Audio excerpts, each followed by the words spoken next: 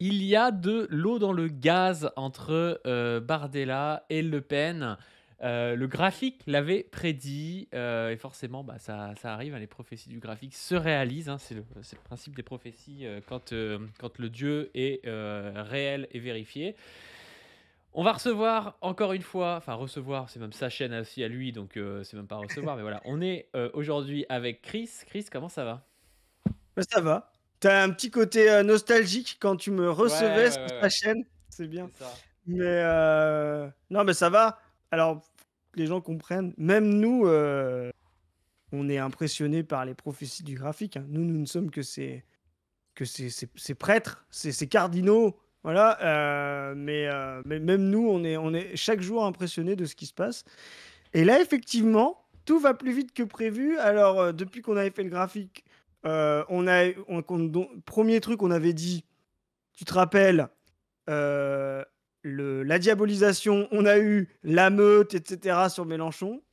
On a dit ensuite les de gauche, on a eu Glucksmann qui a dit jamais il n'y aura Le primaire, ouais. de primaire. Ensuite, on a dit la noisette, Boris Vallaud, clé de voûte, qui va essayer de rassembler Rossignol et Faure. C'est exactement ce qui se passe. On avait prévu 40-40-20, il y a eu 42-40-18.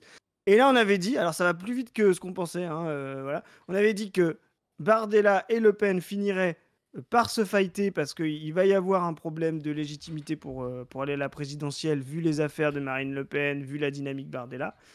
Et ça commence, vous voyez. Donc, on commente les prophéties du graphique, quoi. Ouais, bah, je vous invite, si vous n'êtes pas au courant, à aller voir la playlist Ah ouais. dédiée au graphique. Vous pouvez aller voir ça, c'est dans la chaîne YouTube. Donc allez voir dans playlist et vous regardez la playlist du graphique, parce qu'il y a toujours des gens qui disent: «Ah, c'est quoi le graphique? Je ne comprends pas». Pour ceux qui vont dire: «Oui, quand est-ce que les données sont en cours?» Bah, sont en libre sur internet. Bah, c'est en cours, mais ça prend du temps de faire un beau site internet, d'intégrer tout ça. Donc ça va se passer, mais c'est pas quelque Hmm. chose qui se fait comme ça, hein. On vous rappelle qu'on est bénévole, on fait ça sur notre temps libre, en plus de capsules et de plein de choses, et que ça prend toujours du temps, hein. Tu fais bien de le rappeler. Ah, il y a deux choses. Un, le graphique, ça va nous permettre on veut le faire bien et de manière un peu définitive, parce que là, c'est quand même encore de l'artisanat. Là, c'est notre Apple 1 en bois qu'on a fait dans notre garage avec Padu, quoi. Voilà. On essaye vraiment de fabriquer quelque chose, voilà, de définitif. Donc, ça va être un site avec des données plus fines que ce qu'on a aujourd'hui, parce qu'on les traite à la main. Donc, on va essayer de les traiter de manière plus automatique. Et aussi avec possibilité d'interagir avec ça. C'est-à-dire que vous pouvez jouer avec les données, savoir où vous êtes dans le graphique, enrichir des choses. Donc, bah oui, ça va prendre quelques mois avant de déboucher pour quelque chose d'intéressant et d'interactif pour les gens. Mais tu fais bien d'en parler, ça permet de faire ce rappel. Ouais, donc on est parti. On va commencer par un extrait, donc de Le Pen, qui va, tacler un petit peu, Jordan Bardella. Je suis pas sûr que Jordan, pour le coup, connaisse très bien les problématiques de la Nouvelle-Calédonie. Donc voilà, je suis pas sûr que Jordan. Voilà. Elle le tacle en fait en disant que lui, il connaît moins les problématiques de la Nouvelle-Calédonie. Ce qui est intéressant en plus, c'est que Marine Le Pen, elle a une grosse audience, et enfin audience peut-être pas, mais il y a beaucoup de votants dans les dom-toms. Donc c'est pas non plus pour rien que dans un territoire d'outre-mer, elle vienne tacler Jordan Bardella. Je connais pas la spécificité de la Nouvelle-Calédonie, moi non plus, je ne connais pas le dossier assez bien par rapport au vote Marine Le Pen, mais si c'est comme dans les autres territoires d'outre-mer, ça vote surtout Mélenchon et après Le Pen, quoi. Oui, oui. Bah, en fait, elle s'intègre beaucoup dans une logique de penser l'outre-mer comme une réserve de voix. Alors, ce qu'on se rend compte, hein, c'est que c'est des territoires qui votent très peu. Donc, et les gens qui votent pour le RN se déplacent beaucoup. Donc elle a une espèce de survalorisation quand il y a beaucoup d'abstention. On l'a vu quand c'était les présidentielles, elle est beaucoup plus faible parce que Mélenchon arrive à beaucoup plus capter. Mais sur des législatives ou sur d'autres, ou sur des seconds tours, par exemple, il y a un espèce vraiment d'anti-Macron qui fait qu'elle capte beaucoup de voix. Mais il y a aussi une très forte abstention. Donc c'est un peu en trompe-l'œil, le vote de Marine Le Pen dans ces territoires-là. Mais en tout cas, elle essaye de capter ça et aussi elle essaye de capter un vote, un qui est intéressant, qui est à Mayotte, justement, qui est un territoire confronté justement à l'immigration des Comores. Et aussi, donc, c'est des gens qui sont musulmans et elle essaye de capter ce vote, on va dire, très protectionniste des habitants de Mayotte, de certains habitants de Mayotte qui, justement, ne veulent pas de la concurrence avec l'immigration comorienne, voilà, et parce qu'aussi on a un État qui fait n'importe quoi dans ces territoires-là, qui est extrêmement colonialiste. Donc elle profite un peu de la réaction qui se passe là-bas et de la réaction au sens premier du terme. Donc c'est un truc sur lequel elle essaye de capitaliser. Ce qui lui permet aussi tu sais, de jouer la carte de bah, regardez, je suis pas raciste, regardez comment les gens à Mayotte votent pour moi, et pareil pour la Nouvelle-Calédonie. Donc c'est très important pour elle. Et pour aller plus loin, ça c'est vraiment très important parce que c'est sa ligne populiste, classique, un peu ni droite ni gauche, authentique depuis qu'elle a repris le parti de son père et qui était un petit peu la dernière ligne de son père, le parti anti-système, là où Bardella, lui, joue beaucoup plus la carte de on est la droite dure, la vraie droite, ou la nouvelle droite, ou l'union des droites. Et on voit que quand elle vient l'attaquer sur tu ne connais pas la Nouvelle-Calédonie, ou plus généralement les Drômes, c'est histoire de rappeler ma ligne est préférable à la tienne, Jordan. Voilà. Donc c'est pourquoi pourquoi le graphique a dit qu'il y allait avoir une scission, parce que c'est pas simplement une guerre d'ego, c'est aussi une guerre de vision de comment gagner. Comment gagner la présidentielle. Et là, il va y avoir une friction entre une Marine Le Pen qui est beaucoup plus encore dans la tradition anti-système, populaire, populiste, on va dire presque trumpienne, voilà. Là où Bardella va être beaucoup plus dans l'union des droites et va beaucoup plus être proche, par exemple, de quelqu'un comme Retailleau. Donc là, il y a un écart de ligne et la friction qui va amener à la scission, hein, pour moi, les deux ne peuvent pas rester, à mon sens, commence déjà par ça. C'est-à-dire que quand la ligne est claire, les égos n'ont pas de place. Quand T'as dit que Kluxman n'avait pas d'ego, c'est ça. Quand le cap est clair, les égos n'ont pas de place. justement, lui, il n'a pas de problème parce il est tout seul dans son parti. Donc, tu vois. Mais dans les grands partis, les égos cachent toujours des écarts de ligne. Prenons par exemple le Parti socialiste. Il y a toujours eu énormément d'égos au Parti socialiste. Mais dans les années 70-80, tant qu'il y avait Mitterrand et que la ligne du Parti socialiste était cohérente, les égos se calmaient et se rangeaient derrière. À partir du moment où il y a eu un moment beaucoup plus néolibéral, social, et un autre qui était un peu plus traditionnel, un peu encore socialiste, là, ça s'est frité jusqu'à des scissions. Voilà. Donc là, ce qu'on voit, c'est que le RN devient incohérent en termes de pensée politique, si jamais il l'a été un jour. Voilà. Mais Bardella va jouer sa carte et les problèmes de Marine Le Pen avec la justice vont l'aider. Ouais. On va passer à l'extrait de Bardella et puis on commentera peut-être ça plus longuement. Alors du coup, Bardella, lui, a essayé de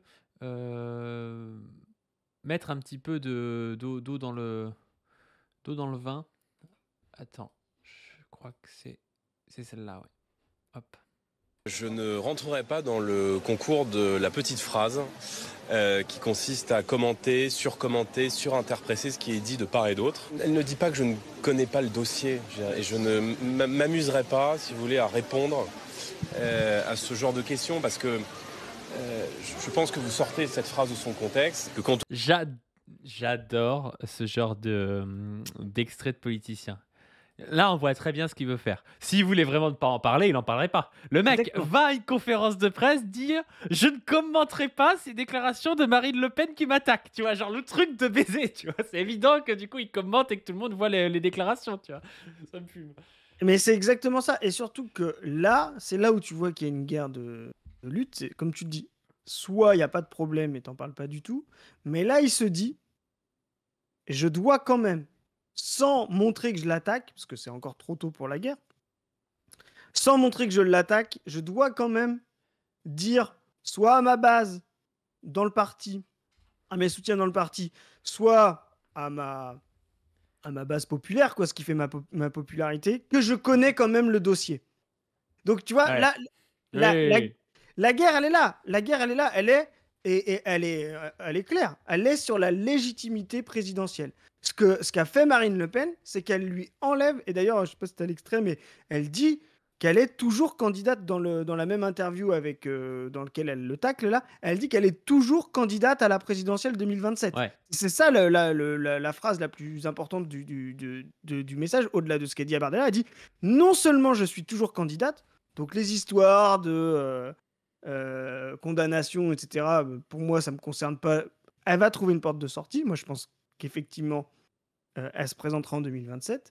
Il y a un scénario dans lequel elle peut se présenter, judiciaire. Et donc, elle dit, je suis la candidate à la présidentielle parce que je connais mieux les sujets, on va dire, des présidents de la République. Et là, elle lui dit, vous n'êtes... Tiens, Jordan, c'est qu'un petit Premier ministre. Ouais. C'est ça qu'a fait Marine Le Pen. Ce n'est qu'un Premier ministre pour moi. On ne joue pas dans la même course, c'est moi le chef. Et là, il arrive et il dit, non, non, non, non, mais moi, je connais les dossiers. Je ne veux pas commenter, je ne veux pas m'opposer à Marine Le Pen, mais je veux quand même que je précise que je connais les dossiers. Et là, il y a un conflit politique. Il y a un conflit politique. Parce que là, normalement, s'il était vraiment aligné, il aurait dû dire un truc style, je ne vais pas rentrer dans votre polémique. Marine Le Pen est la leader de notre parti. C'est elle qui applique, tu vois, un truc comme ça. C'est elle qui applique la ligne et qui intervient sur les sujets internationaux et nationaux. Voilà, tout simplement. Tu vois, mais Bah, là, il il aurait fait même pas pu dire, ça. il n'y a pas de honte. Si t'es pas, parce que quand tu es candidat présidentiel, tu es censé tout savoir. Tu peux très bien ne pas connaître le dossier de la Nouvelle-Calédonie. Je veux dire, c'est pas forcément Oui, rédhibitoire. Il y a des gens dans des partis qui sont spécialisés d'un domaine, ils connaissent pas forcément tous les sujets du parti, tu vois. exactement. Et surtout, ce qu'il ne veut pas dire, et c'est le fond du fond, ce qu'il ne C'est veut pas qu'aucun des dire, deux ne connaisse le dossier. ça c'est vrai, mais ce qu'il ne veut pas dire, et c'est là où on voit que le fight, il est très intense, c'est qu'il ne dit pas Marine Le Pen est notre candidate. Tu vois? Oui. C'est ça qui est important. C'est que elle se place en tant que candidate. Il sait très bien ce qu'elle a dit quand elle a dit je suis encore candidate en 2027. S'il était aligné derrière, il dirait Marine Le Pen est notre candidate en 2027. Tant qu'il n'y a pas d'affaire, tu vois. Elle connaît très bien ses dossiers, je ne vais pas commenter. Point à la ligne, tu vois. Mais là, il fait pas du tout ça. Lui, il dit ben je suis là derrière, quoi. Je connais les dossiers et à un moment donné, s'il faut reprendre la barque, je vais la reprendre. Et ça, c'est le début des emmerdes. Ouais, et moi, ça me fait penser. Tu te souviens quand il y a eu, avant qu'elle se fasse condamner, Marine Le Pen, il avait dit oui, c'est évident que quelqu'un condamné ne peut pas se présenter, tu vois. Est-ce qu'il l'aurait pas, tu vois? Est-ce que c'est pas des petits trucs distillés où ça paraît être des erreurs de com? Et en fait, c'est peut-être un peu fait exprès aussi, tu vois, de dire ouais, moi je suis propre, j'ai pas été condamné, alors qu'elle, elle a été condamnée, tu vois, de tenter le coup, le coup un peu 6 mois à l'avance en sous-marin. Parce que c'est quand même des gens intelligents qui réfléchissent, je pense, à leur communication, tu vois. Alors, peut y avoir des choses où c'est des erreurs, mais peut y avoir aussi des choses où c'est très réfléchi, un petit peu en sous-main, quoi. Exactement. Et il le sait en plus, parce que quand il l'a dit avant, il savait qu'il y avait des cours, etc. Donc il place ses billes. Et s'il faut comprendre un truc aussi, c'est que Marine Le Pen est jeune. Marine Le Pen n'a pas 80 ans. Donc Marine Le Pen ne joue pas sa dernière présidentielle. Elle a quel âge 60 et quelques, Marine Le Pen. Enfin, je ne sais plus, elle est de 60, Oui, c'est ça, ouais. Elle est pas 67. très vieille. Donc, c'est-à-dire que Marine Le Pen, si demain elle se présente pas en 2027, de toute façon, Elle elle a a pas. 56 ans. Ouais, tu vois, Ouais, 56 elle a ans, 25 ans devant elle, en fait, politiquement, quoi. c'est exactement ça. Elle est très très jeune. Donc, ça veut dire que sa carrière politique, elle est encore. Enfin, je veux dire, elle se joue pas sur les 3 prochaines années, même si elle n'est pas condamnée. Donc, si demain, et c'est ça que les gens faut qu'ils comprennent, Marine Le Pen, elle va pas laisser sa carrière politique, même si elle est condamnée pour 3 ans. D'ailleurs, parce que je pense qu'elle sait très bien que dans l'extrême droite, dans son parti, c'est pas quelque chose qui va l'empêcher. On l'a vu avec des gens comme Berlusconi, comme Trump, ou la droite même en général, Balkany, tu vois. On sait très bien que les condamnations chez ces gens-là, c'est pas du tout quelque chose qui empêche leur carrière politique. Et donc, elle sait très bien que si Bardella gagne, va à la présidentielle à sa place et gagne, sa carrière est terminado. Sa carrière est terminado. C'est-à-dire que Bardella aura la main sur le parti, il sera président de la République à sa place, et elle ne pourra jamais revenir. Il n'y a aucune Bah oui, oui. raison qu'un type, tu vois ce que je veux dire, c'est Chirac dans les années 70, quand il met la main sur les gaullistes et le RPR, à la fin, il le tient pendant 30 ans, parce il est très jeune, tu vois, 30 ou 40 ans même. Donc là, elle, elle est dans cette situation-là. Donc, de toute façon, elle va devoir tuer Bardella. C'est-à-dire qu'elle va devoir faire en sorte que Bardella soit, comment dire, ne puisse pas. Elle va se projeter comme candidate en 2027. Moi, je pense qu'elle sera candidate. Et elle va devoir faire en sorte que si Bardella a des chances de gagner, de le tuer. C'est-à-dire qu'il vaudrait mieux qu'elle mette quelqu'un du RN qui perde, voilà, qui passe même pas le premier tour, Julien pour qu'elle Audeau? Ouais, moi je verrais bien, tu sais, Non, à Louis Alliot, un chenu, un chenu, un Chenu, ouais. un Ah, il est nul, chenu. Chenu. Ah Ah ouais. oui, mais justement, un chenu, tu vois, Louis Alliot, pourra pas, pourra pas se présenter, mais un chenu, Ouais. tu vois, quelqu'un comme chenu, c'est-à-dire un type Laure Lavalette. Putain, alors la palette. Ouais, voilà, mais en tout cas, quelqu'un qui lui serait, je veux dire, fidèle, Mm. qui lui serait fidèle et qui pourrait faire la transition, une espèce de Medvedev, tu vois, de Ouais, c'est ça, Medvedev du RN qui puisse lui redonner la main, derrière, quoi. Et Bardella ne veut pas ça. Donc c'est pour ça que il est impossible que Bardella puisse concourir au nom du RN pour, comment dire, Bah, c'est pour gagner. Après, ça dépend. Si jamais elle reste condamnée, tu vois. C'est-à-dire qu'elle ne peut pas se présenter et qu'ils ont personne d'autre.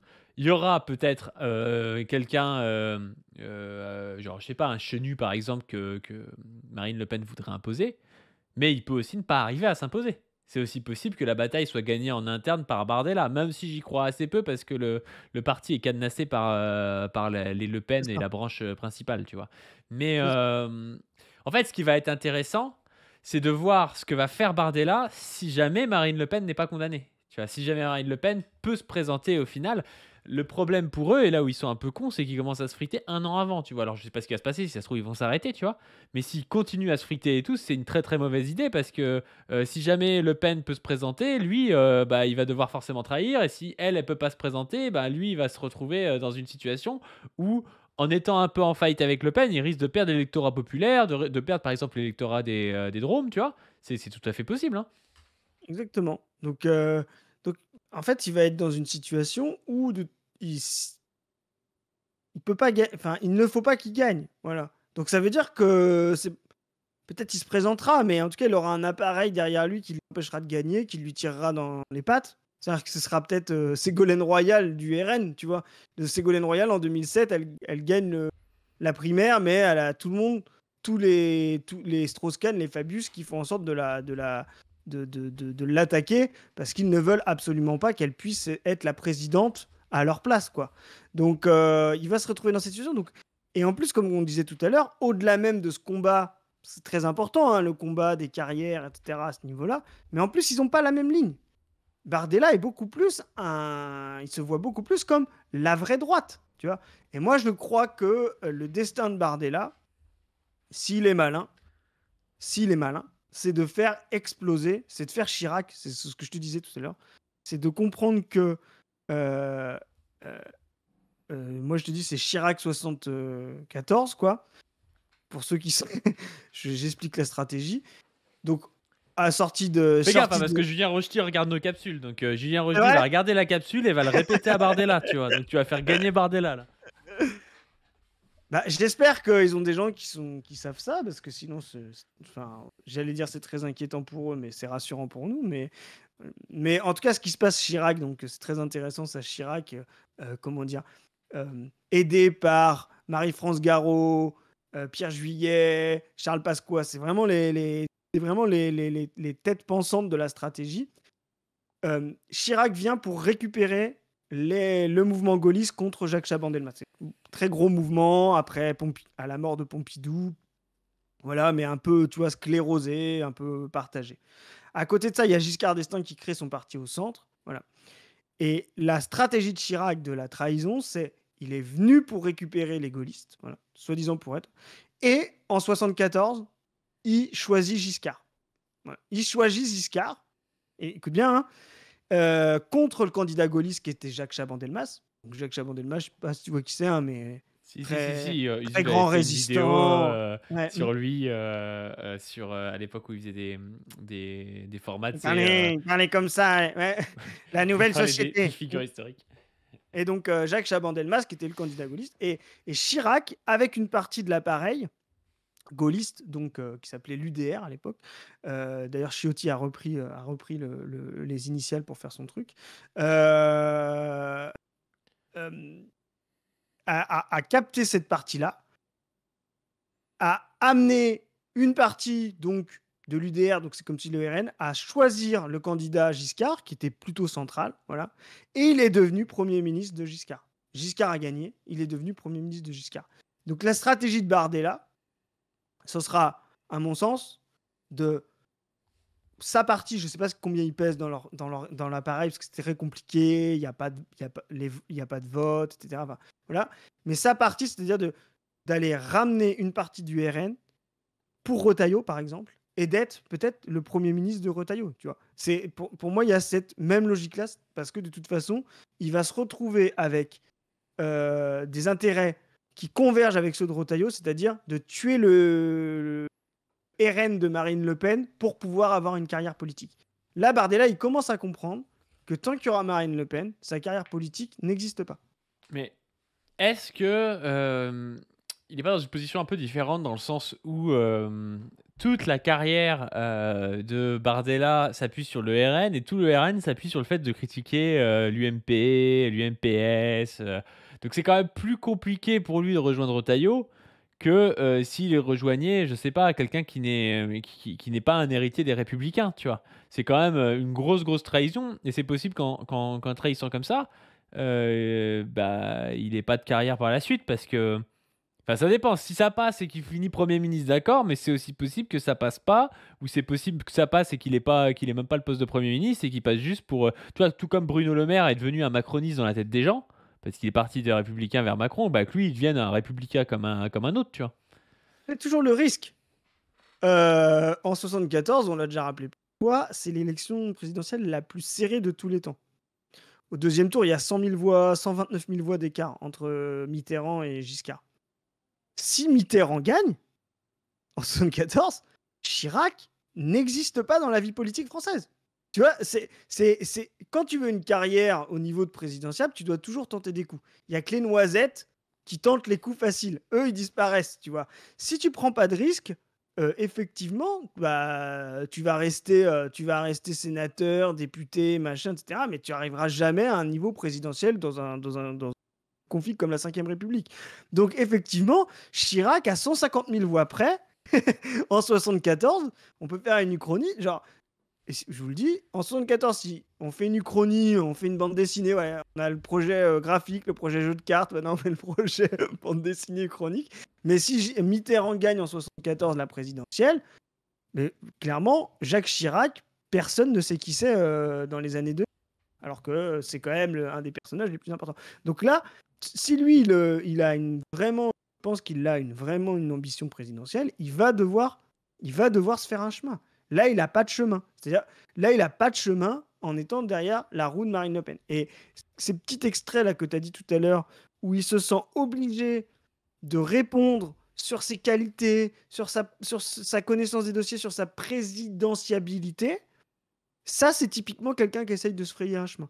Et ce chemin-là, aujourd'hui, bah, c'est un battement d'aile de papillon. Il ira jusqu'à l'affrontement avec Marine Le Pen, à mon sens. Enfin, au sens du graphique, bien sûr. On va finir l'extrait d'ailleurs.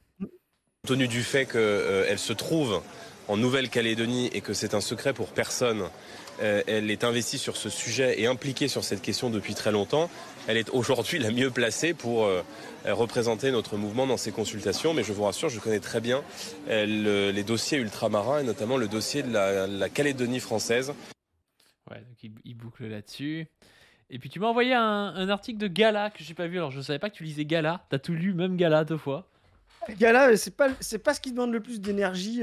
C'est pas ce qui demande le plus d'énergie à lire. Alors là, c'est typique du damage control après ce genre de truc. Mais c'est vraiment là, on se rappelle des patterns. Ça fight et après derrière ça dit tout va bien. Et donc là, c'est vraiment Gala qui dit donc Marine Le Pen a évoqué les rumeurs de tension avec Bardella et bah, tu peux lire si tu veux, etc. Ouais, qui ont pris de l'ampleur après sa remarque à son sujet la veille au micro de LCI. Ce vendredi 30 mai, Marine Le Pen a été interviewée par BFM TV. La présidente du groupe RN à l'Assemblée nationale, députée et conseillère départementale du Pas-de-Calais, a notamment été questionnée sur ses relations avec Jordan Bardella. La veille, la femme politique était sur LCI depuis Nouméa, où elle a lancé un tacle à l'attention du président de son parti, en affirmant ne pas être sûr qu'ils connaissent très bien les problématiques de la Nouvelle-Calédonie. Ça va très bien, a-t-elle assuré après coup, avant de revenir sur sa remarque piquante. Mais vous imaginez bien que conjoncturellement, moi qui suis là depuis 2 ans, depuis 3 jours, qui m'attache à suivre tous les sujets, tous les débats sur la Nouvelle-Calédonie depuis 2 ans, qui m'intéresse à cette question depuis 20 ans, oui, là, je reviens de Nouvelle-Calédonie, je crois, en connaissant beaucoup plus précisément un sujet qui évolue de jour en jour, et même d'heure en heure. C'est-elle justifié pour rebondir sur sa déclaration concernant Jordan Bardella. Marine Le Pen a ensuite affirmé qu'il ne s'agit pas du tout d'un tac contre son poulain et jeune bras droit, mais d'une simple constatation. Ah, c'est pire, tu sais, c'est pas un tac, c'est juste qu'il est nul en fait. Je te tague pas en disant que t'es nul, c'est une constatation en fait. T'es pas nul au foot, mais je te mets pas sur le terrain, quoi. Si on veut gagner, voilà quoi. Une politique qui vise toujours l'Elysée malgré sa condamnation. Afin de dissiper les rumeurs sur d'éventuelles tensions entre eux, la membre emblématique du Rassemblement national a déclaré le sourire aux lèvres: Je réitère ma confiance totale, évidemment, dans le travail de Jordan et accessoirement dans l'amitié dont il ne doute pas. Marine Le Pen a ensuite répondu à l'interrogation de la journaliste sur le fait qu'elle se prépare toujours pour l'Élysée et lui toujours pour Matignon. Ah, mais t'as vu? Toujours pour Matignon. Donc lui, il se prépare pour Matignon et elle, c'est l'Élysée. C'est vrai qu'il y a. C'est un classique. C'est un classique. Classico, ça. De rappeler la hiérarchie. Malgré sa condamnation pour détournement de fonds publics et son inéligibilité de 5 ans. Exactement, devant l'insistance de notre consoeur de BFM TV, elle a ajouté à qui veut bien l'entendre: Non, il n'y a aucune friture. Je suis désolé parce que j'ai l'impression qu'il y a certains qui espèrent ça, mais ils peuvent toujours continuer à tenter, mais je crains qu'ils soient déçus à la fin. Mais ouais, c'est ça, il n'y a aucune friture tant que lui il reste dans son rôle de Premier ministre. Mais en fait, lui, il reste pas dans son rôle de Premier ministre, il vise plus haut, forcément. Donc, C'est ça. C'est classique. Je trouve ça super intéressant. Il y a presque un côté empire romain, tu vois, genre où chacun veut être à la place et tout. C'est des gens qui se connaissent, qui sont dans la même famille. Lui, de ce que j'ai compris, il est avec la nièce de Marine Le Pen. Ouais. Alors, je sais pas s'ils sont encore ensemble, mais oui, c'était ça. Ouais. Il était Bah avec la voilà, je nièce veux dire, de c'est Marine. des gens, mais même avec Marion Maréchal et tout, je veux dire, c'est des gens qui sont dans la même famille, mais quand il y a du fight politique, c'est là qu'on voit que la politique, ça va plus loin que des relations, tu vois. Il y a du fight politique, tu vois. Quand bien même, peut-être qu'ils vont bouffer après Noël ensemble, tu vois. Mais genre, il y a du fight politique, chacun joue sa carte, tu vois. Surtout dans des configs, tu sais, comme la 5ème République, où c'est si important, etc. Et aussi parce que quelque part, c'est une forme de sincérité. Tu sais, c'est vraiment. Tu parlais de la comparaison avec le sport. Je pense que c'est aussi, tu vois, les gens qui se disent qu'entre le titulaire et le remplaçant, quand tu es vraiment convaincu de ta capacité à faire bouger le match, tu vois, t'as beau être pote avec le titulaire numéro 9, quand tu t'entraînes, quand tu parles au coach pour que ce soit toi qui démarre le match, bah, si tu veux, il y a plus d'amitié. Pourquoi? Parce que tu es tellement dans la projection que c'est toi qui va faire la différence, que c'est toi qui va porter l'équipe, etc., que ça te surmobilise, quoi. Tu vois, ton destin en est, comment dire, ta vision du monde, ton destin, ta projection personnelle est surorientée par ça. Alors, imagine ce que c'est quand il y a des gens qui viennent te taper sur l'épaule, parce que c'est ça qui arrive à Bardella. Ah, quand même, hein, si c'était toi, le candidat, hein, peut-être qu'on aurait quand même pu gagner plus facilement. Tu vois, il y a des gens qui viennent lui murmurer ça comment dire, à l'oreille. Donc, bah, de fait, à la fin, tu finis par y croire. Les mecs qui te disent qui sont numéro un de ce genre de parti, qui font des 30% dans les sondages, des 25% dans les présidentielles, enfin dans les présidentielles, bah, forcément, ils se voient président, quoi. Ils se voient président et en plus, quand ils voient quelqu'un en face qui est leader et qui fait que d'échouer, bah, ils se disent, tu sais, ils se disent: «Pourquoi pas moi, quoi? Pourquoi pas moi?» Et là, Bardella, il est dans cette logique: «Pourquoi pas moi?»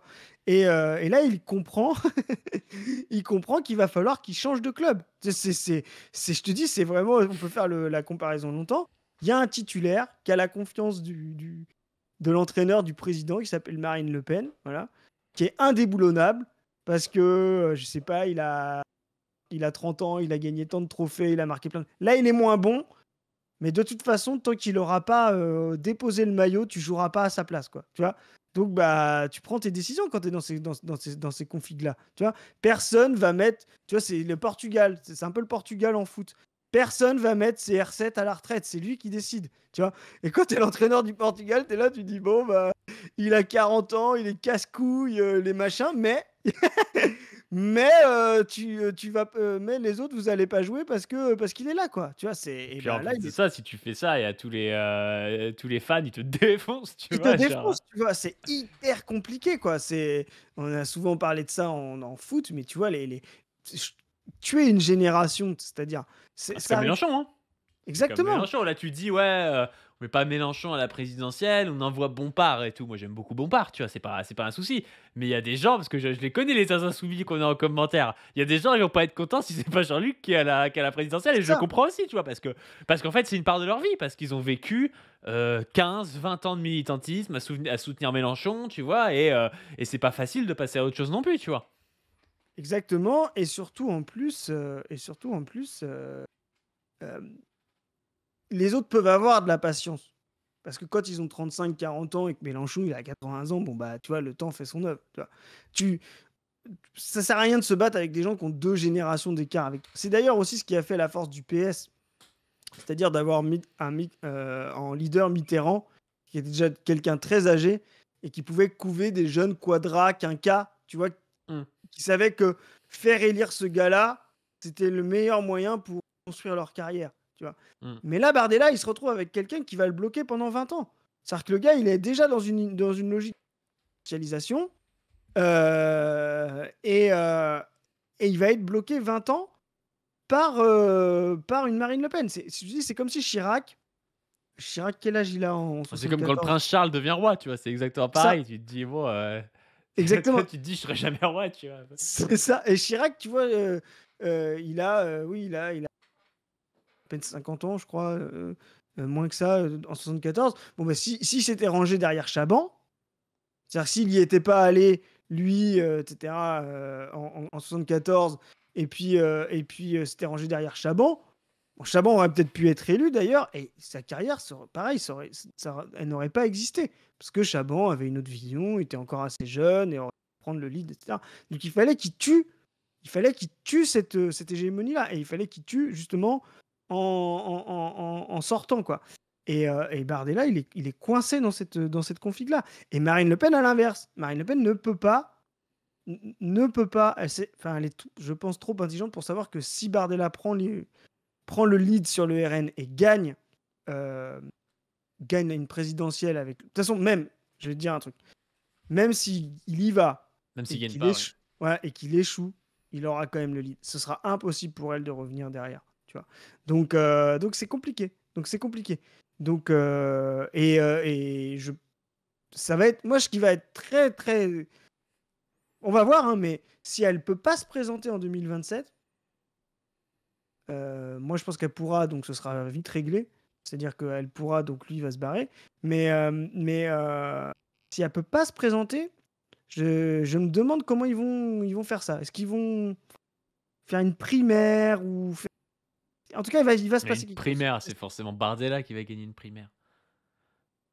Non, mais une primaire interne au parti, tu sais, ça se truc, hein. Regarde comment font les socialistes. Tu sais, genre, c'est pas c'est pas Une primaire c'est interne au parti, et je suis nul à je 60%, veux c'est dire, pas comment, tu sais? une primaire interne au parti, par définition, c'est pour faire semblant, hein. Enfin, je connais, je pense, il y a aucune primaire interne au parti qui est sérieuse, hein, mais donc oui, je pense qu'un chenu, tu vois, pourra tu vois pas Ah la blague! Ah, puis Bardella qui doit devoir venger son seum et faire comme si l'élection démocratique avait bah choisi ouais, Sébastien Chenu. tu vois? C'est pour ça qu'il va se barrer, ouais. C'est pour ça, tu vois? Donc je pense que pour moi, c'est le coup tordu qu'ils vont lui faire parce que c'est pas possible et en plus, je te dis, parce qu'en plus, il y a un problème de ligne. Je pense que Bardella, et moi, je pense qu'en plus, c'est un mauvais candidat. Il est pas prêt. Je pense que Bardella va se faire siphonner par un Retailleau. C'est pour ça que dans nos projections de 2027, vous avez vu, on a mis Marine Le Pen à 19 et Retailleau à 14. Moi, je vous dis que si c'est Bardella, ce sera l'inverse. Ce sera Bardella qui fera 15-16 et Retailleau qui sera beaucoup plus proche de 18-19. Parce que Ouais, mais le truc, c'est que Bardella, il a que des avantages parce que, face à Retailleau, parce qu'il va moins capter de casse populaire que Le Pen, et il va pas plus capter de bourgeois, donc enfin, il va se faire défoncer. il va se faire défoncer et ils seront sur la même ligne. Et il va Bah se oui. prendre la, il va se prendre la, comme ils vont être sur la même ligne. Il va se prendre D'ailleurs, la diabolisation, machin. la diabolisation, il va se prendre aussi le manque de sérieux, le manque Ah de, bah tu vois, oui, ce qui sera pas voilà. faux en soi, tu Ouais, vois, ce sera genre, pas faux. il a C'est-à-dire moins que tu peux, d'expérience que Retailleau, machin. voilà. Et donc, et Retailleau, en plus, là, il vient de prendre le pouvoir. On l'a dit, il va changer de nom. Il va s'appeler, je sais pas, la vraie droite. Tu vois, je sais pas comment il va La vraie droite, on croirait un compte Twitter de droitardé, mec. tu Ça vois? va pas s'appeler la vraie droite. Non, on verra, mais tu vois, un truc comme ça, tu sais, genre, ou je sais pas, comment on pourrait faire des Ponceau, le paris. slip français. On pourrait faire des paris sur comment il va s'appeler, mais tu vois, un truc genre là, tu sais, avec vraiment la droite au cœur, quoi. Tu vois, Le genre, renouveau avec Retailleau. ouais, tu vois, un truc, le renouveau de la droite, enfin la droite, tu vois ce que je veux dire, un truc, un Enfin, slogan, la droite, c'est tu, pas mal. tu vois, un slogan un peu comme ça, quoi. Slogan Maintenant, de merde. barre à droite, ou tu vois ce que je veux dire, un truc à la con comme ça, tu sais, de communicant. Mais voilà, il va monter avec l'étiquette Les Républicains, c'est sûr et certain. Il va changer de nom, il va changer d'appareil, et donc il va mettre le doute aussi à des gens du RN, quoi, qui seront sur sa ligne. C'est pas pour rien aussi que tu vois le RN depuis que Retailleau il est comment dire, il est à l'intérieur. Ils savent très bien ce que c'est la stratégie de Retailleau. C'est une stratégie Sarkozy 2007. Ça leur a fait très très mal, hein. En 2007, Le Pen qui a fait 10%, hein, au présidentiel. Donc c'est pas pour rien que des mecs comme Odoul sont payés pour Hmm. sniper tout ce que fait Retailleau et taper sur Retailleau H24 euh, sur Twitter ou etc. Parce qu'ils savent que c'est leur concurrent principal, quoi. Ouais, mais en plus de ça, tu vois, il y a une dynamique vers le RN avec des petits partis qui ont rejoint le RN. Je pense à Jean-Philippe Tanguy. Ils ont réussi à draguer tout ça, tu vois, parce que justement, il y avait personne. En fait, c'était vraiment des noisettes s'ils rejoignaient pas le RN ou s'ils rejoignaient pas les Républicains. Sauf que personne voulait rejoindre les Républicains à ce moment-là, parce que les Républicains jouaient encore la respectabilité, un peu l'aile droite du macronisme et tout. Mais aujourd'hui, avec Retailleau, si Retailleau refonde sur l'union des droites, machin et tout, il peut vraiment réussir, limite à. Il peut réussir presque à arracher des gens du RN, tu vois, là-dedans. Et là, ça ferait très très mal, parce que s'il y a Bardella qui se barre et qu'il y a la moitié des cadres du RN qui se barrent, tu vois, ça va faire très très très très mal, hein. Bah, on l'a vu, Avec comment Zemmour. dire, avec Zemmour, qui est quand même personne, quoi. Enfin, je veux dire, un crétin. Donc, quand on voit la façon dont les gens sont partis, il n'y avait aucune chance que ça arrive avec Pécresse, tu vois. Mais comment ils sont partis pour du RN installé fort à Zemmour, ah, tu te dis, franchement, les mecs sont pas solides, quoi. Donc, imagine un Retailleau avec un nouvel appareil de droite, qu'aura rassemblé autour de lui, qui a quand même, en plus, qu'aura pas simplement comme l'était dans la configuration de Pécresse, c'est-à-dire Pécresse qui était coincé entre Zemmour, Macron, enfin tu vois, j'ai pas de ligne. Là, ça va être quelqu'un qui va avoir un nouvel appareil de droite qui ne sera plus LR, tout en ayant conservé le bâtiment des LR, qui va reprendre les plus droitiers qui étaient chez Macron. Euh, Bah, avec un appareil comme ça, là, la noisette, c'est Bardella, hein. C'est Bardella, la noisette entre Marine Le Pen et Retailleau, quoi. Donc, tu sais ce que doivent faire les noisettes. Si elles ne veulent pas se faire écraser, elles doivent choisir un côté du casse-noix, quoi. Donc là, il va être obligé de choisir un côté du casse-noix. Et un côté du casse-noix, ce sera soit, parce que ce sera un apport, comme tu dirais, faramineux pour Retailleau, une prise de guerre monstrueuse, soit accélérer sa carrière politique, devenir Premier ministre, comme Chirac en 74, en rejoignant Retailleau, soit mettre sa carrière politique, comment dire, en termes de Premier ministre, présidentiel, etc., en berne pendant 20 ans, tant qu'il y aura Marine Le Pen, quoi. Yes, yes, yes. Bon, on va peut-être s'arrêter là-dessus. Ouais. Sur ce, n'hésitez pas à nous dire qui sera la noisette et si vous êtes surpris que les prédictions du Saint Graphique se réalisent une à une. N'hésitez pas à vous abonner à cette chaîne, à la chaîne PADU, PADU, sur laquelle est sortie une vidéo dans les pas de Anas Kazib. Allez la voir, elle est vraiment cool. C'est un long Oh. métrage, 1h52, où on fait toute la vie d'Anas. Il m'emmène dans Sarcelles, il m'emmène à Gare du Nord, dans des quartiers du nord de Paris. Il me parle de son parcours militant, du marxisme, de tout ça. Enfin, c'est vraiment Vraiment, un gros travail et très intéressant. je peux en dire un mot? Ouais, vas-y. Moi, je peux en dire un mot, c'est fabuleux. Merci toute l'équipe, hein, qui travaille à la brèche, là, parce qu'il y a tout le monde. Bravo à toi, Padu, hein, tout ce que tu as fait. Mais c'est vraiment le meilleur épisode, je vais le dire pourquoi. Parce que bon, les autres sont bons, hein, celui avec Framon, celui avec Ludivine.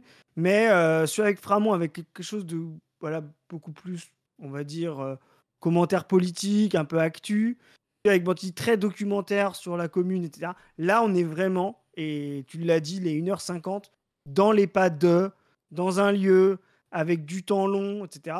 C'est vraiment un documentaire sur une personne avec une vision du monde derrière. C'est vraiment le meilleur épisode de Dans les pas parce que là, vous êtes vraiment dans les pas. Faut prendre le temps, vous pouvez y revenir, il y a des chapitres, mais prenez le temps de regarder ça. Vraiment, vraiment un vrai documentaire sur un homme politique. Enfin, pour moi, c'est vraiment fabuleux, quoi. Donc, Ouais, allez voir ça. c'est ce qu'on voulait faire, ça fait plaisir et tu as raison de féliciter à la fois Guim au cadrage et puis Sam au montage et puis Magne au graphisme. Mais en fait, si tu veux, bon, déjà, peut-être qu'on s'améliore aussi d'épisode en épisode, mais je trouve que chaque épisode ressemble aussi à la personne. Par exemple, Ludivine, c'est pas quelqu'un qui voulait se mettre en avant. Pourquoi? Parce que si, c'est une historienne, et donc elle a l'impression, enfin, en lui parlant, c'est ce qui ressort, que sa vie, en fait, par rapport à la vie, je sais pas, de Louise Michel, bah, en fait, elle est peut-être moins intéressante, sa vie à elle, et donc du coup, tu sais, elle te dit, au début, je lui demande de se présenter, et puis elle dit, ouais, c'est pas très important, machin, et puis elle veut directement t'amener sur les lieux, machin, parler de la commune et tout. Donc c'est aussi, si tu veux, l'épisode lui ressemble. C'est un épisode plus d'histoire parce que c'est une historienne. Et puis Nicolas, lui, il est beaucoup dans le commentaire politique. Il essaie de faire comprendre des choses assez simplement aux gens. Et c'est pareil. Il est quand même un peu plus biographique que celui avec Ludivine, Nicolas. Mais c'est vrai que là, déjà, on a pris plus de temps. Et Anas, il avait vraiment la volonté de montrer des choses. Il y avait des trucs, même, tu vois, où je n'avais même pas forcément dit, parce que tu sais, tu veux pas trop aussi embêter les gens, prendre trop de temps avec eux. Enfin, je sais pas à quel point ils ont du temps à te donner. Et tu sais, vraiment, il lui disait, bah non, mais allez, je vous emmène là, même si c'est à 20 minutes en caisse, machin, pour vous montrer cet endroit-là, pour vous en parler et tout. Et il prenait vraiment plaisir à le faire, donc c'était cool.